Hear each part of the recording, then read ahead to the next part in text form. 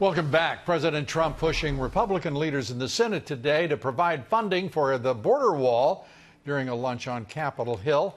The president also vowed to campaign vigorously in the midterms. He brought Indiana's newly nominated Republican Senate candidate, Mike Braun, as his special guest today.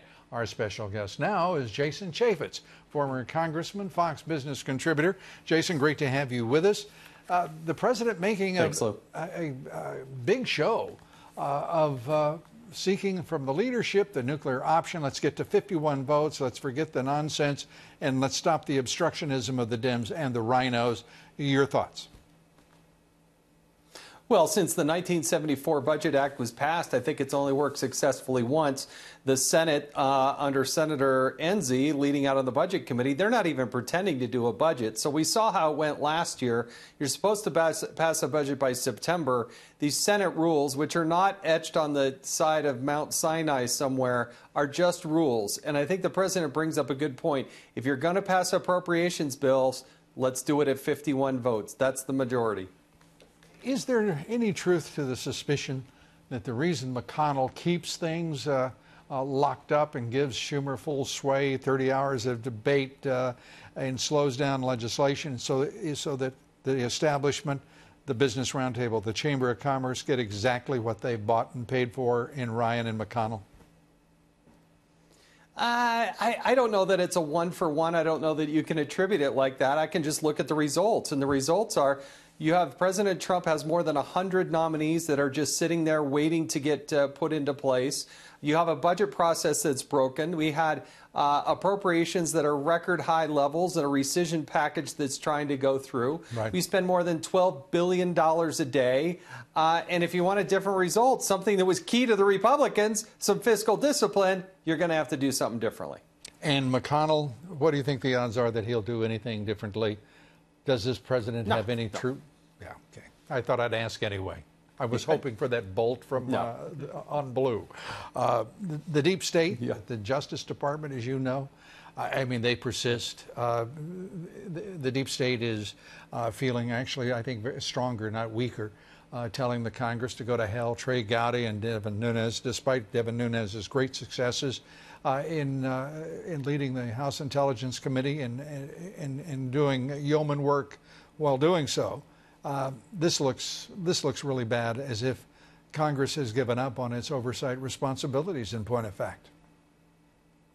Every single Republican, we ought to take an inventory, should stand behind Devin Nunes, Trey Gowdy, what John Radcliffe and the likes of them are trying to do to provide some just basic oversight of the Department of Justice.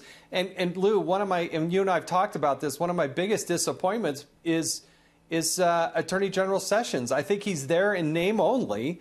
And until President Trump puts in a new Attorney General who can actually do the job, we're going to continue to have these problems. Let me ask you a political question, and it follows talking earlier on the broadcast with Chris Farrell of Judicial Watch. He said the time of being basically a nice guy is over. It's time to engage the deep state, the opposition, Dems and the left, and raise holy hell about the special counsel who is trying, as he put it, to carry out a coup against this president. Your thoughts?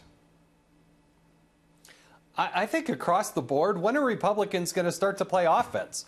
I mean, they have the House and Senate and the presidency, but they play so nice. They play so polite.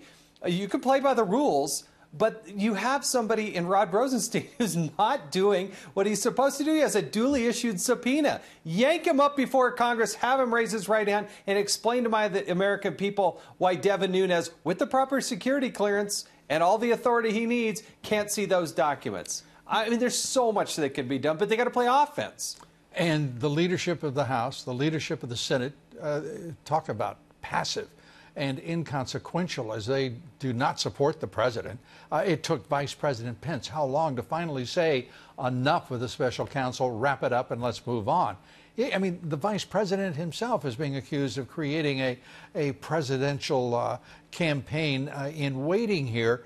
And the president doesn't seem to have the strength of those around him politically or strategically to carry on the fight. It's deeply disturbing. There are too many people in certain leadership positions that are very timid. They don't want to take the fight. They don't want to provide the oversight. And consequently, you have people like Nunes and Gowdy. They're just kind of left flapping out there in the wind, where every single person on the Republican team should be standing behind them.